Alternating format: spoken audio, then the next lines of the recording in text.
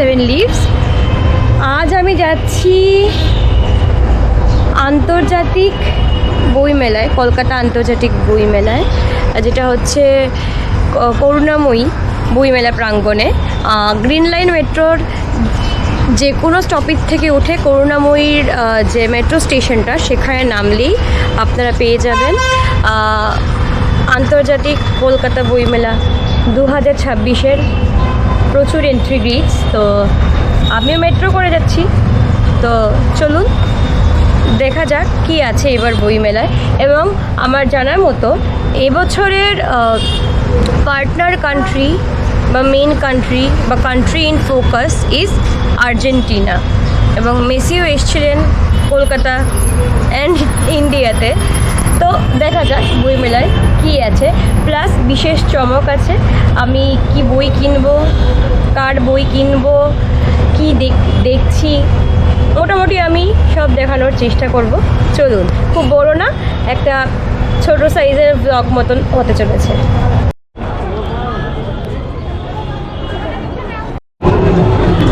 এটা আমার আজ এখানে আসার দ্বিতীয় দিন। প্রথম দিন আমি এসে এদিক দিয়ে ঢুকে গেছিলাম।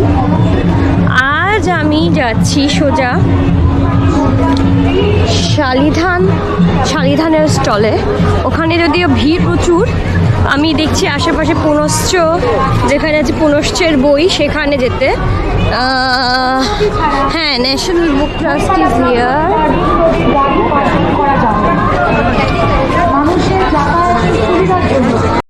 ওকে, তো যে স্টলটাতে ভীষণ ভিড়, যেটা হচ্ছে শালিধান, এখানে আমার আসার কথা। আসবো কারণ এখানে আমার এক দাদার বই এবার রিলিজ হয়েছে, তার সাথে আমি দেখা করাবো, কথা বলাবো। ভীষণ লম্বা লাইন।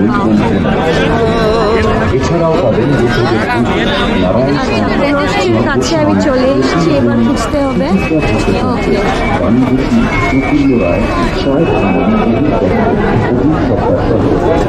লোকে বই কিনছে দেখলে খুবই ভালো লাগে। Hi, hello.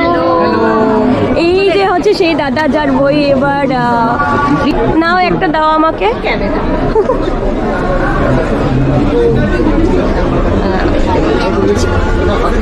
আমি নেবো একটা। আমি কালকে যদি তোমার বইটা একবার দেখেছিলাম, দেখাও। নাইস।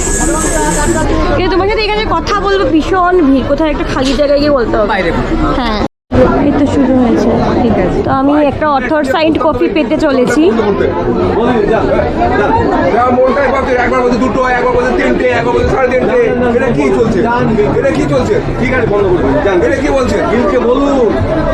আমরা বন্ধ করবো সবাই মিলে। কোনো টাইম নেই, টাইম নেই। একবার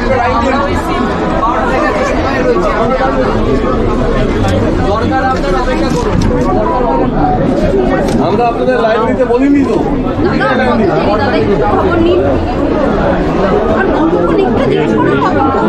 10-12টা বইয়ের ব্যাগ নিয়ে আসছে, আমি ফোন করা মাত্র আপনাদের দাঁড়াতে হবে। আরো উনি ফোন ধরবে, দাঁড়াবে, ট্যাক্সি থামবে, সময় লেগে যাবে।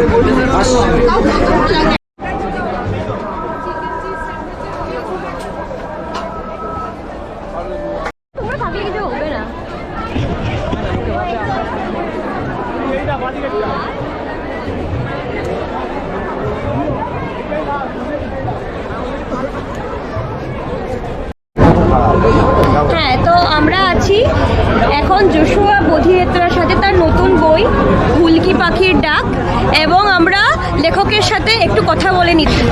প্রথমেই আমি লেখক থেকে জানতে চাইবো যে এই বইটার বিষয়বস্তু কি। এই বইটির মূল বিষয়বস্তু হচ্ছে বিস্মৃতি। বিস্মৃতি বলতে আমরা কি বুঝি? ভুলে যাওয়া, তাই তো? অনেক ক্ষেত্রে বিস্মৃতি বলতে আমরা এইটা ভুলে যাই যে বিস্মৃতি মানে হয়তো কিন্তু ভুলিয়ে দেওয়াটাও হয়। মানে যে ইতিহাস, আমার মাটি, আমার মায়ের মা মাটি মানুষের কথা কিন্তু বলতে চাইছেন। অ্যাকচুয়াল মাটি, অ্যাকচুয়াল যে মা, আসল যে মা আমার লাল মাটি দেশের মানুষ, তো তার যে ইতিহাস, সেটাকে যে 50% আমরা ভুলে গেছি, 50% ভুলিয়ে দেওয়া হয়েছে। এবার এই বইটি হচ্ছে ভুলিয়ে দেওয়ার রাজনীতি নিয়ে লেখা। কিন্তু এটা কিন্তু ওই রসকসহীন গবেষণামূলক প্রবন্ধ নয়। এটা যে ছাদে লেখা সেটি হচ্ছে কি ফিকশনাল ছাদে লেখা, কিন্তু যেটি লেখা হয়েছে সেটি নন ফিকশন। মানে এটাতে গবেষণামূলক প্রবন্ধ, উপন্যাস, ভ্রমণ কাহিনী, আত্মজীবনী, কবিতা সবই আছে। ভেরি এবার এই ইন্টারেস্টিং। যে ভুলে যাওয়ার যে মোডাস অপারেন্ডিটা ব্রাহ্মণ্য ধর্ম, আমার লেখা মূলত ব্রাহ্মণ্যবাদের মধ্যে গিয়ে আমাদের যে প্রাচীন ইতিহাস, কারণ সমগ্র যে অখণ্ড বাংলার প্রথম সভ্যতা কিন্তু শুরু হয় রাঢ় বাংলাতে, অলমোস্ট 5,000 বছর পুরো, 4,700 টু বি ভেরি প্রিসাইজ, সেটার উল্লেখ এখানে আছে। তারপর থেকে আমরা বৌদ্ধ যুগ, জৈন যুগ, অনেক যুগ এরকম পেয়েছি। সর্বপ্রাণবাদী ধর্ম, মহাপ্রাণবাদী ধর্ম, সমন ধর্ম, হ্যাঁ, লোকজ হিন্দু ধর্ম, যদি সবকটি ছাপিয়ে গেছে ব্রাহ্মণ্য। এটা নিয়ে বেশিরভাগ লোক লেখা হয়, কারণ বেশিরভাগ লোক এ জানে না, বি জানতে চায় না, সি তাদেরকে জানতে দেওয়া হয় না। তিনটে দিক আমার কি বলবো বিপরীত মেরুতে অবস্থান করে রেখে। আবার আমি জিজ্ঞেস করতে চাইবো যে এই বইটা লেখার ইন্সপিরেশনটা কোথা থেকে এসে, সেটা হচ্ছে মেইন জিনিস। তাহলে একটা ইন্সপিরেশন না থাকলে আমরা শুধু বই আমরা কিছুই করতে পারি, তো ইন্সপিরেশন বিহাইন্ড দিস। তিনজনের কথা বলবো। এক হচ্ছে আমার লাল মাটির দেশ মাটি, এক হচ্ছে বাবা সাহেব আম্বেদকর, ওকে, আর এক নাইস, হচ্ছে Tathagata Buddha. Very nice and very এর বাদেও ডাইভার্স। অবশ্যই এর বাদেও আছে আমার নিজের মা বাবা আছে, দাদু দিদিমা আছে, বন্ধু বান্ধব আছে, সেটা তো সবারই থাকে, প্রত্যেক লেখক কবি উপন্যাসক সাহিত্যিক থাকে। আমার জন্য এই ওকে, এবং এই বইটা যে লেখা তার পিছনে কি অনেক দিনের ভাবনা, মানে অনেক দিন বা অনেক বছরের ভাবনা?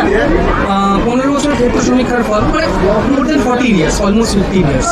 আর ভাবনা তো ছোটবেলা থেকে শুরু হয়। ওকে, তো আমি আরেকটু জানতে চাই এই বইটা লেখার জন্য কি কিছু মানে লাইক অন স্পট গিয়ে ফিল্ড গিয়ে কিছু করতে হয়েছে? পুরোটাই পুরোটাই তাই। পুরোটাই তাহলে খুব মানে একটা ফোটাও আমার বাড়িতে বসে এসি রুমে বসে লেখা, এই সিরিয়াল বসে লেখা না, মানে অ্যাকচুয়ালি স্ক্রাইবিং এর কাজটা হয়তো আমি বাড়িতে বসে ঠিক নিশ্চয়ই। বাট ফিজিক্যাল লেখার বাদ বাকি জিনিসটা যেটা গিয়ে করেছি দেখেছি পুরোটাই ওকে ওকে, আর আমি তারপর আমি যেটা জানতে চাইবো সেটা হচ্ছে যে এই হুলকি পাখিটার নামটা আমি প্রথমবার শুনেছি। এই পাখিটার ব্যাপারে কিছু বলতে পারে, মানে ইন্টারেস্টিং নামটা। বলা, কিন্তু তাহলে ওটা কি বলবো, স্পয়লার্স দেয়।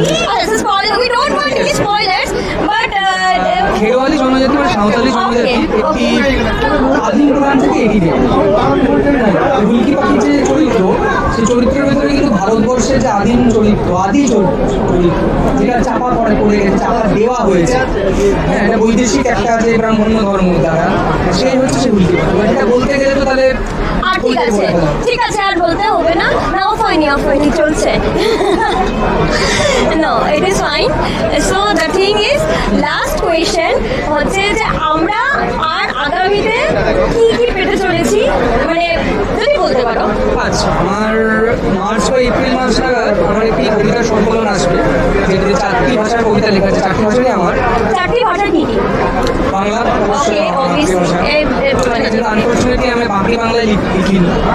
বাকি বাংলার কিছু লেখা এইটাতে আছে, ওটাতে যেটা তথাকথিত প্রমিত বাংলাতেও আমি নিজে খেলা করেছি যে ভাষা নিয়ে ভাঙা চলে উর্দু, কিন্তু লাতিন হরফে, কারণ উর্দু মানে ফার্সি আরবি হরফ আমি লিখতে জানি না, শেখার ইচ্ছা আছে, ভবিষ্যতে দেখা যাক। ইংরেজি, যেহেতু ছোটবেলাতে ইংরেজি পড়াশোনা করা, এবং নাস্তিক নাস্তিক ব্রজগুলি ভাষা তোমরা সবাই জানি। ব্রজগুলি ভাষাকে আমি ভক্তিবাদের থেকে ছাড়িয়ে এনেছি, তাকে যুক্তিবাদের জায়গাতে নিয়ে গেছি, নাস্তিক। আচ্ছা, আমি হিন্দি এক্সপেক্ট করছিলাম, বাট হিন্দি আচ্ছা, না ঠিক আছে, উর্দু, হ্যাঁ ডেফিনেটলি। আমি যদি বর্ডারের ওই পারে থাকি হ্যাঁ তাহলে উর্দু কিন্তু আগ্রাসী ভাষা, হ্যাঁ, বর্ডারে যদি এই পাশে আছি কিন্তু আক্রান্ত ভাষা, না উর্দু নিশ্চয়ই আমাদের, আক্রান্ত ভাষা। হ্যাঁ কিন্তু আমাদের আগ্রাসী, আমাদের তাদের এগেন্সে লড়তে হবে, এখানে তার পাশে দাঁড়িয়ে বলে হ্যাঁ হ্যাঁ হ্যাঁ, জায়গা বিশেষে তার এতটাই মজা হবে। এই হচ্ছে ব্যাপার। কর্মী হলে তো যা হয়। একদম একদম, খুব ভালো লাগলো আপনার সাথে কথা বলে। আমি আমার কপি হুলকি পাখির ডাক, এটার কপি আমি নিয়ে নিয়েছি। আমি খুব এক্সাইটেড বইটা পড়ার জন্য। রিভিউটা পেন্ডিং রইল, রিভিউটা দেবো, একটু টাইম দিতে হবে, বাট দেবো, কারণ আমি ক্রিটিক্যাল রিভিউ চাই। ওকে, ভালো লেগেছে, খুব ভালো, না সে নিশ্চয়ই না, no no no, definitely not that. criticism. Constructive criticism is must Shalidhan প্রকাশনে এই বইটি পাওয়া যাচ্ছে এবং বইমেলার পরেও এই বইটি পাওয়া যাবে হ্যাঁ ডেফিনেটলি শেষ হলে এটি অনলাইনে দেওয়া হবে এবং কলেজ একাধিক বইয়ের দোকানে পাওয়া যায়। কলেস্ট্রল আর শালিধানের নিশ্চয়ই ইয়েটা আছে, স্টলটা আছে, সরি অফিসটা আছে বা ওদের দোকানটা আছে, সেখানেও পাওয়া যাবে, সেখানে পাওয়া যাবে, বাদ বাকি আরো 5-6টা দোকানে পাওয়া যাবে, অনলাইনে পাওয়া যাবে। অনলাইনে পাওয়া যাবে, বিভিন্ন জায়গায় শালিধান প্রকাশনের এই বইটি আপনারা কিন্তু ডেফিনেটলি সংগ্রহ করবেন, একটু ডিফারেন্ট একটা বই হতে চলেছে। Thank you.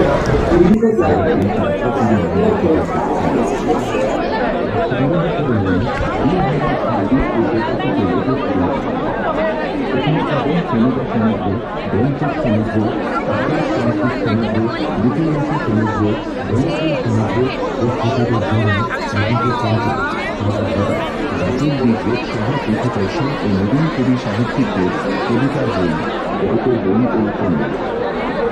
এছাড়াও পাবেন শালিধানের কাছে প্রচুর ভিড়, নিজের বই কেনার জন্য লাইনে। এখানে আরেকজন অথর দাঁড়িয়ে আছে, এখানে আরেক অথর নিজের বই কেনার জন্য লাইনে, কিন্তু কুণাল বোসের বই কেনার জন্য হচ্ছে প্রচুর লাইন। কলাপসিবল টেনে দেওয়া হয়েছে এই ছোট স্টলে।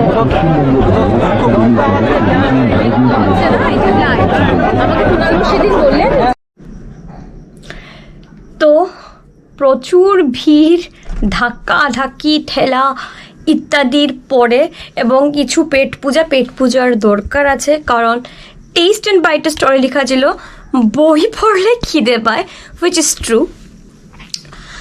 তো বই পড়লে বা বই কিনলে খিদে পায়, যাই হোক, তো খেতে হবে। তো আমরা ছোটোখাটো ইত্যাদি খেয়েছি, চা খেয়েছি, কাওয়া, কাশ্মীরি কাওয়া অডিটোরিয়ামের ঠিক পাশে পাওয়া যাচ্ছে। তো আমরা খেয়ে দিয়ে তারপরে আমরা একটা স্পেশাল বাস সার্ভিস আছে করুণাময়ী বাস টার্মিনাস থেকে বিভিন্ন জায়গায় যাচ্ছে, আমরা শিয়ালদারটা নিলাম। আমি আমার গন্তব্যে পৌঁছে গেলাম এবং এখানেই ইতি টানছি এই ভিডিওটার, এবং আশা করি এই ছোট ভ্লগ কাম লেখকের ইন্টারভিউ, এইটা নতুন একটা একটু ডিফারেন্ট একটা কিছু করলাম আমি, একটা ভ্লগের মধ্যে একটা ইন্টারভিউ আছে। আশা করি আপনাদের ভালো লেগেছে। এই প্রথমবার আমি কোনো লেখকের ইন্টারভিউ নিয়েছি, আমার খুব ভালো লেগেছে। আপনাদের কেমন লেগেছে সেটা জানাবেন। এর আগেও অন্য বহু ভিডিওতে আমি অন্য শিল্পীদের, যেমন মূর্তিকার, মৃৎশিল্পী যারা, তাদের ভিডিও আমি বানিয়েছিলাম। আমার অনেক পুরনো ভিডিওজ আছে, সেগুলো দুর্গাপূজার যে প্লে লিস্টটা আছে সেখানে দেখতে পারেন। তো এবারও ইন্টারভিউ, তবে একটু ডিফারেন্ট, এবং হয়তো আরও মাঝে আমি লোকজনের ক্লিপিংস বাইট নিয়েছি। এবার প্রপারলি ভেবেই গেছিলাম আজকে আমার এই হুলকি পাখির ডাক এই বইটি কেনার জন্য এবং লেখক যশোয়া বোধিনেত্রর সাথে দেখা করে ওনার কথাগুলি জানার জন্য। উনি আমার দাদা হন, তো এজন্যই যাওয়া। আমি খুব এক্সাইটেড বইটি পড়ার জন্যে। আপনারাও কিনবেন, বইমেলা শেষ হয়ে গেলেও শালিধানের যেটা দোকান আছে সেখানে আপনারা পেয়েই যাবেন। এছাড়া আমার অন্যান্য ভিডিওস দেখবেন। আশা করি এই ভিডিওটি আপনাদের ভালো লেগেছে। ভালো লেগে থাকলে অবশ্যই লাইক করবেন, কমেন্ট করে জানাবেন কেমন লাগলো হুলকি পাখির ডাক। আবারও বলছি, নিশ্চয়ই আপনাদের কপিটি সংগ্রহ করে নেবেন, শালিধান প্রকাশন। আর হ্যাঁ, 7 লিভস এই ইউটিউব চ্যানেলটি প্লিজ সাবস্ক্রাইব করবেন, বেল আইকনটা প্রেস করবেন। তো আপনাদের সাপোর্ট ছাড়া এতটুকু আসতে পারতাম না। বিগত 8 বছর ধরে আমি বলবো না বিরাট বড় ইউটিউবার হয়েছি, বাট যতটুকু আজকে করতে পারছি, কনফিডেন্স পেয়েছি ক্যামেরায় কথা বলার, সব আপনাদের জন্য।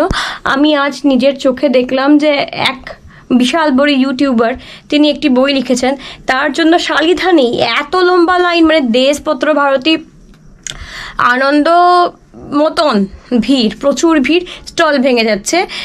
তো কি ক্রেজ হয়, আমি সেই ক্রেজের কথা বলছি না, বাট যতটুকু যা করছি আপনারা একটু সাপোর্ট করবেন, এটাই অনেক আমার জন্য হবে। আর হ্যাঁ, আমি একটা ছোট রিলও বানাবো, যেটা আমি আমার ফেসবুক পেজ সপ্তপর্ণা 7 লিভসেও দেবো, আমার ইউটিউব চ্যানেল 7 লিভসেও দেবো। আর হ্যাঁ, ডেফিনেটলি আমাকে টুইটার @porna7lives আর ইনস্টাগ্রাম @porna7lives ফলো করতে ভুলবেন না। ফেসবুক পেজটা অবভিয়াসলি লাইক করবেন, ফলো করবেন। নতুন এসছি ফেসবুকে, বছরখানেকও হয়ে ওঠেনি এখনও। তো এইটুকু বলি, ইটি টানছি। তো আপনারা সবাই ভালো থাকবেন। So keep smiling, be happy, bye. পরের অন্য ভিডিওতে দেখা হচ্ছে। ভালোবাসা দিতে থাকুন, ভালোবাসা ছড়াতে থাকুন, বই পড়তে থাকুন, আর নলেজ সব জায়গায় ছড়াতে থাকুন। বাই।